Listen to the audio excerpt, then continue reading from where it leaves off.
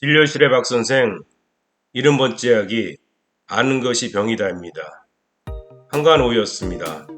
대기실에 기다리는 환자가 없어서 할 일 없이 인터넷 서핑을 하고 있었습니다.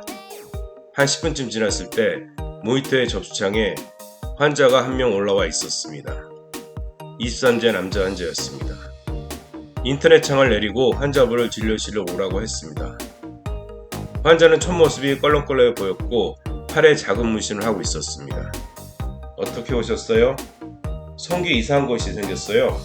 언제부터 그랬어요? 약 열흘 정도 됐습니다. 환자는 바지를 내렸습니다.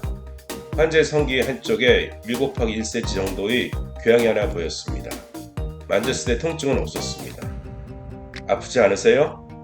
예. 바지를 입고 의자에 앉은 이 친구는 갑자기 묻습니다. 혹시 이 병이 서해 유가종 아닌가요? 예?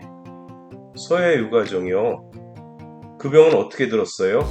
환자는 의기양양하게 이야기했습니다.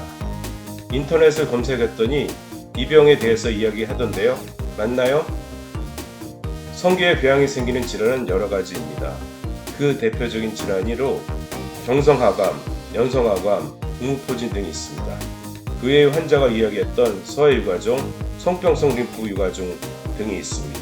하지만 서해 유가종과 성병성 림프 유가종은 우리나라에서는 거의 보기 힘들고 전문가인 나도 한 번도 보지 못했습니다. 응후포진은 아프고 궤양보다는 물집이 몇 개 생겨서 터지기 때문에 궤양이르기보다는 피부가 벗겨진 밀환에 가깝습니다. 연성하감은 헤모필루스 듀크레에 의해서 오는 질환인데 궤양과 통증이 특징이고 한계가 크게 생겨서 마지 지저분해 보입니다. 그러나 이 질환도 요즘에는 거의 보기가 힘듭니다. 그 외에 매독이 있는데 매독은 많이 없었지만 아직도 존재하는 성병으로 트레파노마 팔리둠이라는 균에 의해서 나타나고 감염 후 2-4주 후에 송병에 무톡성 궤양이 나타납니다. 저도 그 병을 본 적이 없습니다. 아니 원장님이 그 병을 모르세요? 아니요, 그 병은 우리나라에는 없다는 얘기입니다. 그럼 이것은 뭐예요?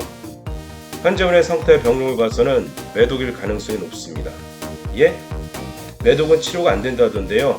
아닙니다. 치료는 가능합니다. 피검사를 하시고 이틀 후에 뵙겠습니다.